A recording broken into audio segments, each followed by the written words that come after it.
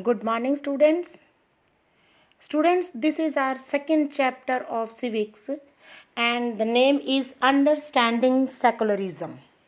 Students, you must have come to know or you must know the word secularism. Means, what do you mean by secularism? In simple words, we can say secularism means a country or a territory or a state where there is no official religion, or the state will not promote any religion as official religion, or the state will make every religion equal, or the state will not make any interference in the matter of religion, and of course the state will interfere if there is any dispute on religious matter. So this is known as secularism. Now this chapter starts with a very simple thought. Just imagine, as we are Hindu, I may be Muslim, and I may be living in United States of America, because in United States of America and mostly European countries and American countries, they believe in Christianity. So their Christian fundamentalism is very powerful, and you belong to Hinduism or you belong to Islam. So despite being a US citizen, though you are a US citizen also, but no one is willing to rent their houses to you. वहाँ पर आपको कोई भी rent पे मकान देने को तैयार नहीं है, हालांकि आप यूएस में रहते हैं, लेकिन आप क्रिश्चियनिटी को फॉलो नहीं करते. You are not Christian, you are either Hindu और you are either Muslim. So how would this make you feel? अगर ऐसा हो जाए, suppose it is just imagination, अगर ऐसा हो जाए तो आप क्या फील करेंगे, कैसा महसूस करेंगे? Would it not make you feel resentful? क्या इससे आपको बहुत गुस्सा नहीं आएगा? रिजेंटफुल मीन्स गुस्सा आना. What if you decided to complain against this discrimination and were told to go back to India? और अगर आपने डिसाइड कर लिया कि आप इस डिस्क्रिमिनेशन के भेदभाव के अगेंस्ट आप कंप्लेन करेंगे और आपको ये कह दिया जाए कि आप वापस इंडिया चले जाएं, would this not make you feel angry? क्या इससे आप नाराज़ नहीं होंगे? Your anger could take two forms, और आपकी नाराज़गी दो तरीके से हो सकती है. First, you might react by saying that Christians should get the same treatment in places where Hindus and Muslims are in majority. तो आप ये ज़रूर कहेंगे कि ठीक है, जैसे हमारे इंडिया में हिंदूज़ और मुस्लिम्स मेजॉरिटी में हैं, और अगर आप कहीं ऐसी जगह पर जाएं जहां पर आप माइनॉरिटी में होंगे तो आपके साथ भी ऐसा ही व्यवहार हो जैसा हमारे साथ हुआ है. या this is a form of ये तो हम एक किस्म से रिलेटेशन कहते हैं. Or if you might take the view that there should be justice for all, you may fight. और या फिर आप क्या कहोगे कि सबके लिए तो न्याय होना चाहिए, तो आप उसके लिए लड़ाई भी लड़ोगे. Stating that no one should be discriminated against on ground of their religious practice. ये बात कह के कि धर्म के नाम पर किसी के साथ भी डिस्क्रिमिनेशन नहीं होना चाहिए. This statement rests on the assumption that all forms of domination related to religion should end. तो अगर इस तरह की स्टेटमेंट है तो उसमें ये बातें ही होती है, यही माना जाता है कि कोई भी डोमिनेशन, धर्म के नाम पर कोई किसी के ऊपर साम्राज्य ना चलाए, अपना प्रभुत्व ना जमाए या अपना डोमिनेशन ना करे. This is the essence of secularism. In this chapter only we will read more about what is the meaning of secularism in Indian context. Bharat में सेकुलरिज्म का क्या मतलब है, क्या महत्व है, सेकुलरिज्म को कैसे प्रमोट किया गया है, या भारतीय संविधान में सेकुलरिज्म को कैसे बताया गया है. History provides us with so many examples of discrimination. बेटे, हम इतिहास की किताब पढ़ते हैं तो हमें पता है कि हमारे साथ कैसे भेदभाव हुआ था या लोगों के साथ कैसे भेदभाव होता था. Exclusion and persecution on the ground of religion. You may have read about how Jews were persecuted in Hitler's Germany. Though this chapter will be there in 9th class, but even then you may have heard about it somewhere, or you may have read in some books or on internet that Hitler, he was the emperor or he was the monarch or he was the ruler of Germany, and when he became the ruler of Germany, he persecuted, उसने बहुत सारे Jews को धर्म के नाम पर मार दिया. and how several millions were killed. Now, however, the Jewish state of Israel, और इसराइल में ज़्यादातर, Israel is a country in European country, वहाँ पर मुस्लिम्स, वो क्योंकि खुद मुस्लिम कंट्री है और वहाँ पर क्रिश्चियंस माइनॉरिटी में है, वो कम है वहाँ पर, तो उनके साथ बहुत बुरा व्यवहार किया जाता है. In Saudi Arabia non Muslims are not allowed to build a temple. Saudi Arabia के बारे में तो बेटे आपको पता ही होगा कि वहाँ पर मुस्लिम्स ही है जो पब्लिकली अपने धर्म का प्रचार कर सकते हैं. नॉन मुस्लिम्स, मान लो हिंदू हैं या कोई और हैं या क्रिश्चियंस है, वो ना चर्च बना सकते हैं ना ही टेम्पल बना सकते हैं. And NOR can they gather in a public place for prayer, और ना ही वो किसी भी पब्लिक प्लेस पर जा सकते हैं पूजा करने के लिए. In all of the above examples, members of one religious community either persecute or discriminate against members of other religious communities.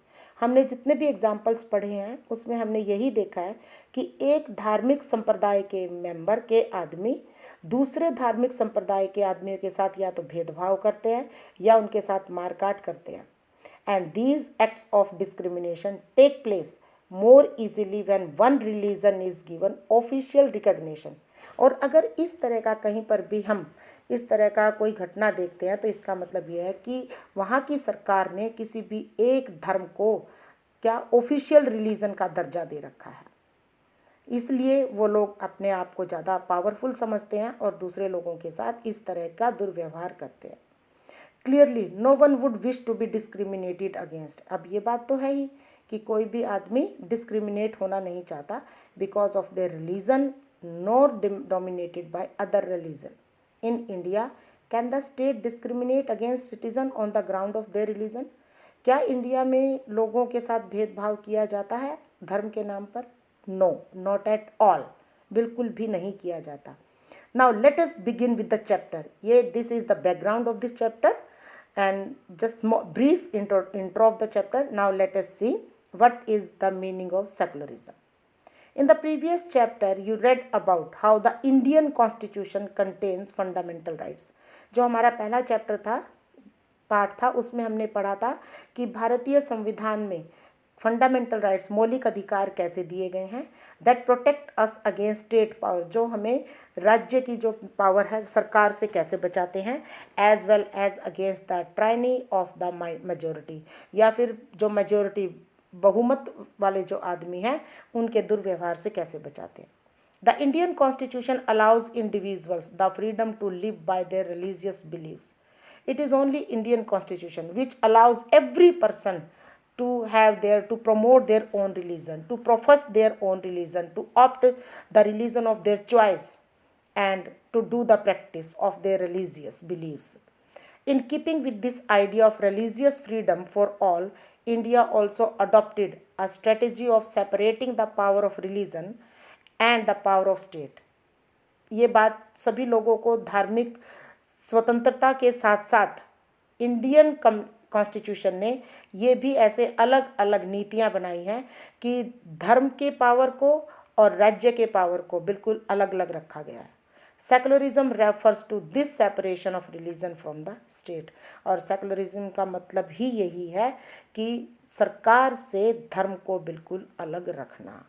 Now let us move further. Why it is important to separate religion from the state. Now this question is very important कि ये इतना important क्यों है कि हम धर्म को सरकार से दूर रखें या राज्य से दूर रखें. As discussed above, the most important aspect of secularism is its separation of religion from state power. सबसे मेन पॉइंट ही सेकुलरिज्म का यही है कि हमें धर्म को राज्य की पावर से अलग रखना है. This is important for a country to function democratically. और ये बहुत ही ज़्यादा ज़रूरी है क्योंकि इसी से हमारा देश बिल्कुल प्रजातंत्रात्मक ढंग से कार्य करेगा. Almost all countries of the world will have more than one religion. It is obvious. There is no country wherever one religion is prevailing. No. People of different religions, they reside in one country, they live together and they profess, they propagate, they protect their own religion.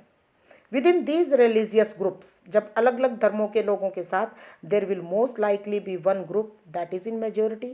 तो ऐसा तो होगा ही कि एक धर्म ऐसा भी होगा जिसमें ज़्यादा लोग जिसको मानने वाले होंगे, उसी को मेजोरिटी उसको कहा जाता है। If this majority religious group has access to state power, और अगर ये जो ज़्यादा लोग हैं किसी एक धर्म को मानने वाले, अगर ये देश की पावर पर अपना कब्जा जमा लें, देश के ऊपर अपना कब्जा कर ले, then it could quite easily use the, तो वो क्या करेंगे, जो पावर है उसको अपने हाथ में ले लेंगे, उसको इस्तेमाल करेंगे, एंड फाइनेंशियल रिसोर्सेज, और देश के जितने भी रिसोर्सेज हैं और उस पर अपना कब्जा जमा लेंगे, to discriminate against and persecute persons of other religions, और दूसरे धर्म के लोगों को के साथ मारकाट करेंगे।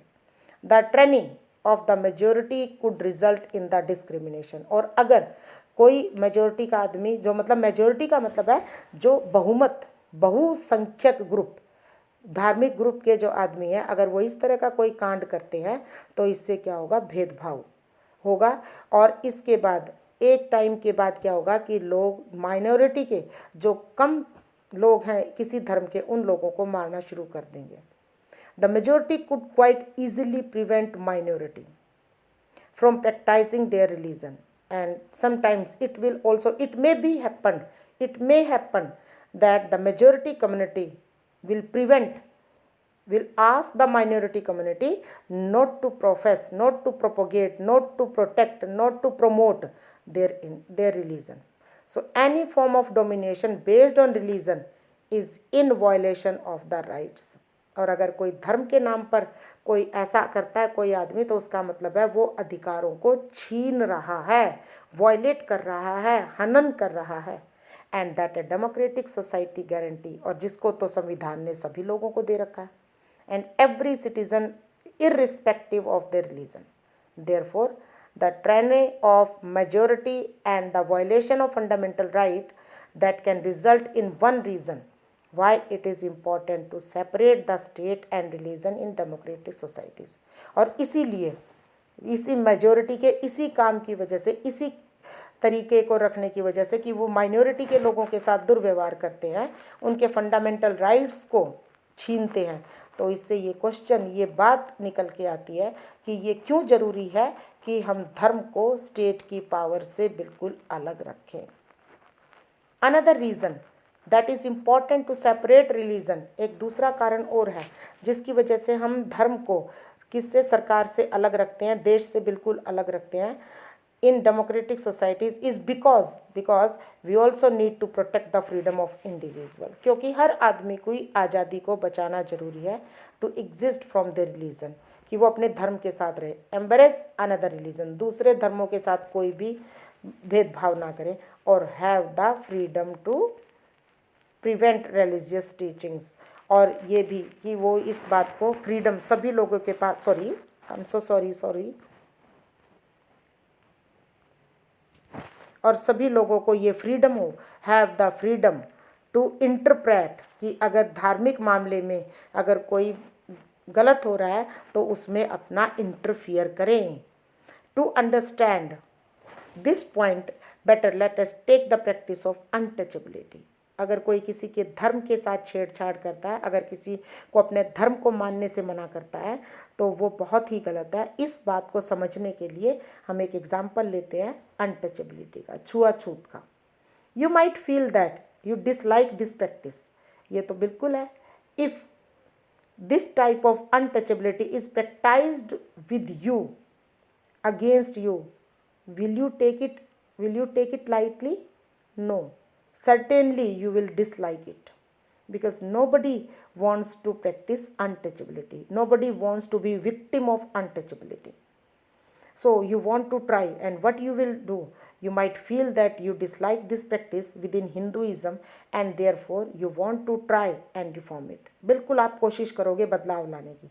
However, if state power was in the hands of those Hindus, लेकिन अगर पूरे देश की पावर अगर हिंदुओं के हाथ में हो, एंड हु सपोर्ट अनटचेबिलिटी, लेकिन वो हिंदू जो अनटचेबिलिटी को सपोर्ट करते हैं, then do you think that you would have an easy task, कि तब क्या तुम सोचोगे कि तुम्हारा काम बहुत आसान है, to try and change this, कि इस तरीके के अनटचेबिलिटी को बदलने का काम आसान है, even if you were part of dominant religious group, हालांकि तुम हिंदुइज्म के ही हो, डोमिनेंट ग्रुप हमारा हिंदुइज्म है, but you might face a lot of resistance from fellow members of your community. लेकिन ऐसा नहीं है, तुम्हारी हमारी ही कम्युनिटी के मतलब हिंदू धर्म के लोग ही हमारे साथ डिस्क्रिमिनेशन करेंगे, हमें गलत ठहराएंगे।